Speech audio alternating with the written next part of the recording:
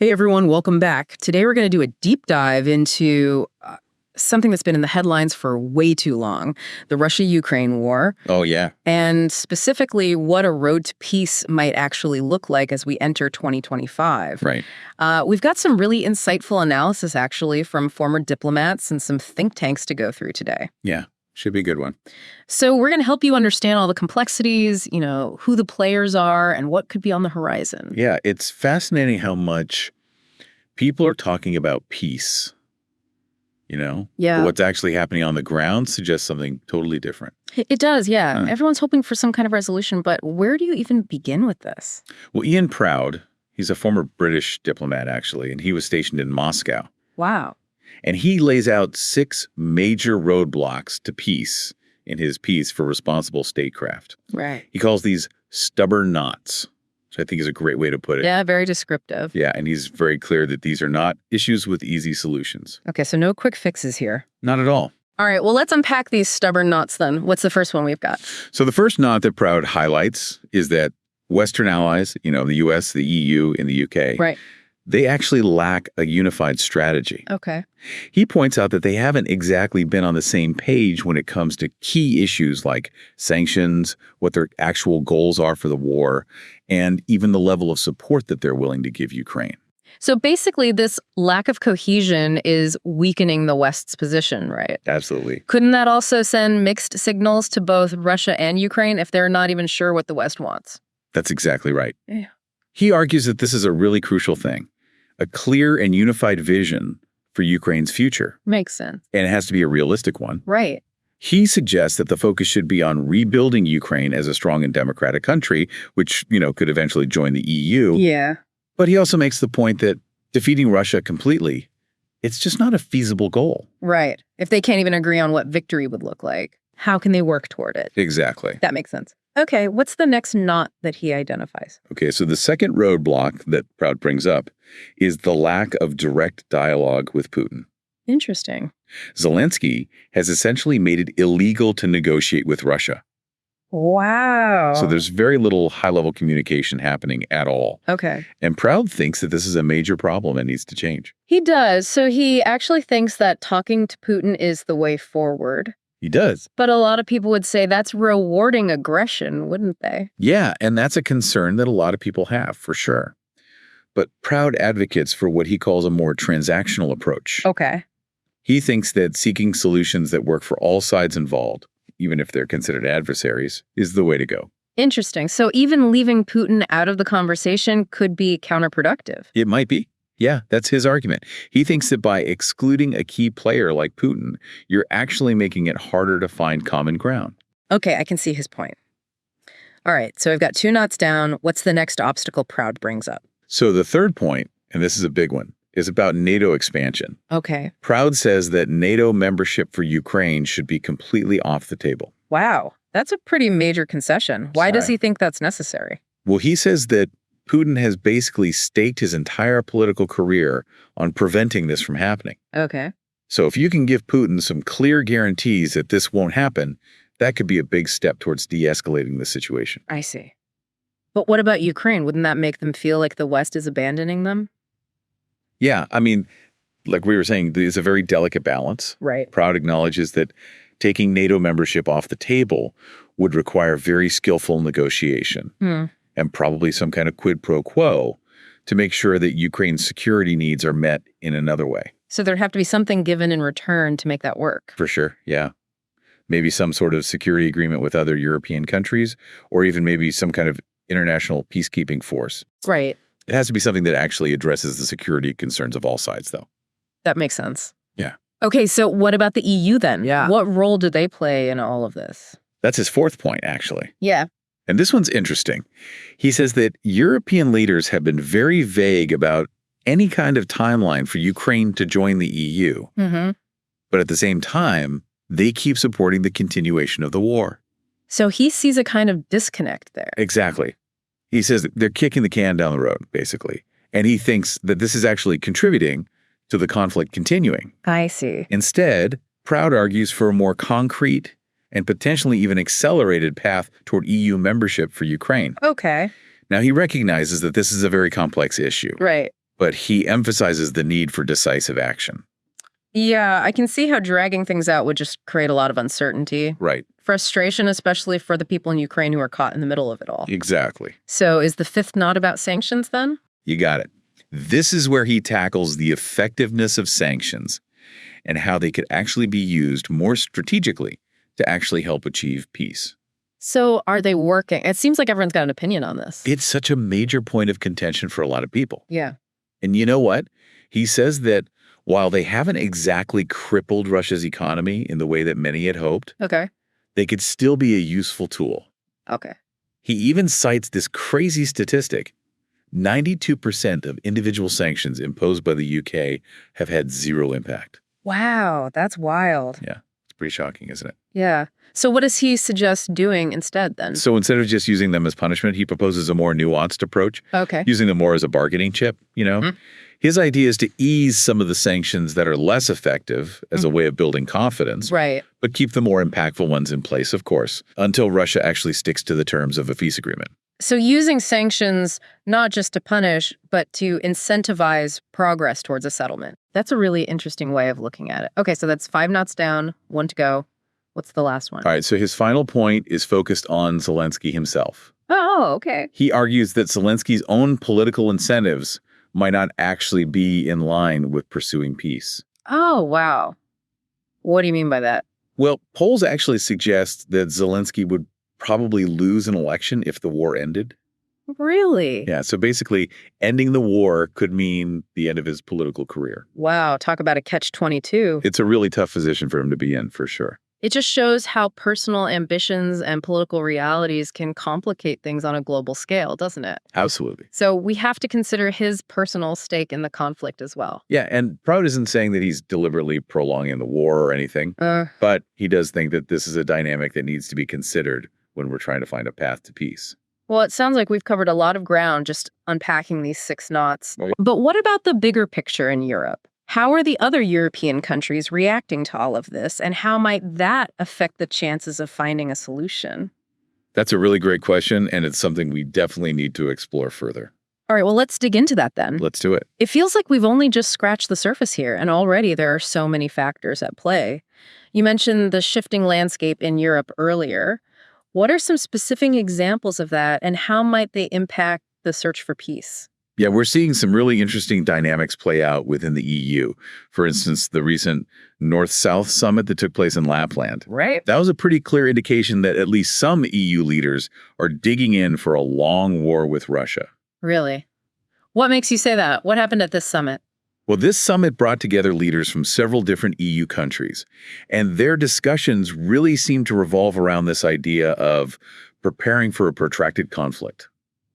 Not exactly banking on a quick resolution to the war. So while there's all this talk about peace, some key players are already making plans for a much longer fight. That's pretty sobering. It also seems to clash with what some other European leaders are saying, right? Absolutely. You've got figures like Viktor Orban in Hungary Right. who've been very vocal about wanting a completely different approach. Yeah, he's been pushing for a negotiated peace, hasn't he? He has. Orban's been calling for a major shift in the EU's entire strategy towards Ukraine. Okay. He's been pushing really hard for a negotiated peace, and he's even suggesting that if things continue on this path that we're on, that it could actually lead to one side being totally destroyed. Wow, that's a pretty dire prediction. Yeah. Why does he think that a negotiated peace is the better option, though? Well, he's been pretty critical of the huge amount of financial support that the EU has been pouring into the war effort. Okay. His argument is that these resources would be better used strengthening Europe's own infrastructure and economy. So he's concerned about the long-term economic consequences of this war. He is. And, that viewpoint resonates with a lot of people in Europe, especially those who are feeling the economic strain of this conflict already. Yeah, that makes sense. But I'm guessing there are others who strongly disagree with him. Oh, of course. There are plenty who argue that supporting Ukraine is absolutely crucial to maintaining European security. Right. And that cutting off aid would be a huge mistake and could actually make things worse. Right. So it's a complicated issue with valid arguments on both sides. Absolutely. And then you've got people like Robert Fico in Slovakia, right? Yes. Who met with Putin to discuss the war and the whole Russian gas situation. That didn't exactly go over well with some people, did it? Not at all. His meeting with Putin really highlighted those divisions within Europe about how to deal with Russia. Yeah, because some see dialogue as essential, Right. but others view it as appeasement. Exactly. And with the conflict still raging, a lot of people saw Fico's meeting as a step too far. Right. And Zelensky didn't hold back either, did he? No, he did not. I mean, he accused Fico of basically trying to help Putin fund the war effort. He did. And he even hinted at there being, like, ulterior motives behind the meeting. Yeah. He even implied that Fico might have been bribed by Russia, Wow. which Fico denied. Of course. And then Fico claimed that he'd actually refused a bribe from Zelensky. It's just a tangled web of accusations and denials, isn't it? It really is. It just shows how much mistrust there is in this whole situation. It really does. It's like a political thriller playing out in real time. Mm-hmm. And all this infighting and suspicion within Europe can't be helping the peace process at all, can it? It certainly doesn't make things any easier. Reaching some kind of consensus within Europe with all these opposing viewpoints is going to be a major challenge. Yeah, it sounds like even if there was a clear path to peace, the internal politics of Europe itself would be a minefield to navigate. So let's zoom out for a second and look beyond Europe for a moment. Yeah. Our source material also touches on some pretty interesting developments in South Korea, specifically some questions about the strength of the U.S.-South Korea alliance. What can you tell us about that? Yeah, so Jennifer Kavanaugh, in her article for Forbes, raises some interesting questions about the stability of that alliance. Okay. Especially in light of President Yoon's recent attempt to declare martial law. Oh, right. That ultimately failed, didn't it? It did. It failed, but it caused a lot of political turmoil. So Kavanaugh sees this as having some serious implications for the relationship between the U.S. and South Korea. She does. Yeah. And it might seem like an internal South Korean issue on the surface. Yeah, it does. But she argues that it actually exposes some potential vulnerabilities in the alliance and raises concerns about whether it's as reliable as we think it is. I see, especially given how tense things are on the Korean peninsula. Exactly. So what is it about this incident that raises these red flags for her? What she's so concerned about? Well, she points to the fact that there was basically zero communication from South Korea before Yoon made this move. Which is pretty surprising, considering that the Biden administration has been talking about strengthening that alliance. So even though they're supposed to be close allies, there are concerns about trust and communication. Exactly. And it gets even more interesting. She suggests that the South Korean defense chief might have actually tried to provoke North Korea. What? Yeah, as a way to justify declaring martial law. Wow. That's a pretty wild theory. It is. If it's true, it would be incredibly worrying. So is she saying that the U.S.-South Korea alliance isn't as ironclad as we're often led to believe? That seems to be her takeaway. She uses this incident to question how strong that alliance really is. Okay. And she suggests that maybe it's more fragile than it appears. Interesting. What does she think should be done about it then? Well, she doesn't necessarily say that we should abandon the alliance altogether. Right. But she does think that a serious reassessment is in order. She suggests that the incoming Trump administration should take a really hard look at the relationship and consider whether scaling back U.S. commitments in the region might be the right move. That's a pretty big statement. So she's saying the risks might outweigh the benefits in this case. That's what she seems to be implying. Yeah. It all comes down to this question of trust, you know? Yeah. And whether the U.S. can really rely on its allies in such a volatile part of the world. Okay, so we've got potential instability in the U.S.-South Korea alliance, and of course, there's the ever-present issue of U.S.-China relations. How might Trump's return impact that dynamic, especially with the war in Ukraine as a backdrop? Yeah, that's another crucial aspect of all of this. Right. And it's something that Michael D. Swain analyzes in his piece for the Quincy Institute. He really gets into the complexities of that U.S.-China relationship and how Trump's, well, let's say unpredictable nature could play a really significant role. All right, I'm all ears.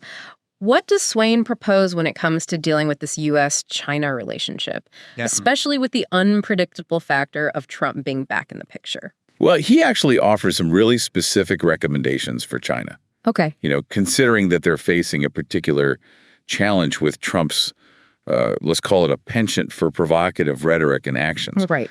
So his main advice, don't take the bait. Avoid overreacting every time Trump tries to stir things up. Don't get drawn into a tit for tat, you mean? Exactly. Yeah. Don't rise to the occasion every time he tweets something inflammatory. Right. Swain thinks that China would be much better served by projecting an image of restraint and pragmatism, almost like a stark contrast to Trump's often, well, kind of erratic Yeah. behavior. Yeah. He argues that this approach would actually demonstrate to the international community that China is the responsible actor on the world stage, even if the U.S. isn't always playing by the rules. Okay, I see what he's saying. There, by taking the high road, China could actually score some points globally if Trump keeps being unpredictable. Exactly. What else does he suggest? Well, he also highlights the importance of China taking concrete steps to reduce tensions around Taiwan. Okay, because that's a major flashpoint, obviously. Well, absolutely. What kind of concrete steps are we talking about? Well, there are a few key moves he suggests. First, China could explicitly state that there is no deadline for reunification with Taiwan. Okay. That signals a willingness to be patient and avoid any sort of drastic measures. Right. Second, they could reaffirm their commitment to peaceful means for achieving reunification. Really distance themselves from any perception of military action. So basically taking some heat out of the situation, reassuring everyone that they're not about to make any sudden moves. Exactly. Reassure the U.S. and the rest of the world that they're not planning anything. Right. Does he suggest anything more proactive, though? Something beyond just words? He does. He proposes a kind of reciprocal reduction of military activity around Taiwan. Okay, what do you mean? So China would reduce its military presence in the area. Right. But in exchange for the U.S., offering some reassurances regarding the One China policy. So a quid pro quo. Yeah, basically, each side takes a step back to try and build some trust. Okay. It's all about finding common ground, even on an issue as sensitive as Taiwan. Right. Swain thinks that this kind of compromise could actually create some breathing room for diplomacy to work, I see. reduce the risk of miscalculation, or even accidental escalation. It's a delicate dance, but it sounds necessary if both sides want to avoid something catastrophic. Yeah, for sure. Oh, and one more thing he suggests. Right. Robust crisis management dialogues between the U.S. and China. Okay. And I'm not just talking about government officials talking to each other. Right. He wants to see these dialogues involving experts from outside the military, academics, all sorts of people. So more communication channels, more diverse perspectives. Exactly. Yeah. Anything to prevent misunderstandings and avoid things spiraling out of control. Right. Swain's a big believer in just open communication as a way to build trust, even when there's disagreements. Absolutely. He thinks both the U.S. and China need to move past these entrenched positions and actually try to figure out how to manage their differences peacefully. That's a hopeful message, for sure, but it's definitely a challenging one, especially with everything going on right now. But let's go back to the war in Ukraine for a minute. Okay. We have one final article that I think really highlights just how complicated things are on the ground there. Yes, David Axe's piece in Forbes. Right. About the 155th Mechanized Brigade. Right. It's a really powerful story, and it's a reminder that wars are fought by real people. It is. And the human cost is often way bigger than we realize. So for those who haven't read it, what happened to this brigade? Well, this brigade was one of Ukraine's newest. Okay. Equipped with all the fancy Western weapons. Yeah. Leopard 2 tanks, Caesar howitzers. So on paper, they should have been a really strong force. You'd think so, right? Yeah. But Axe paints a completely different picture. What do you mean?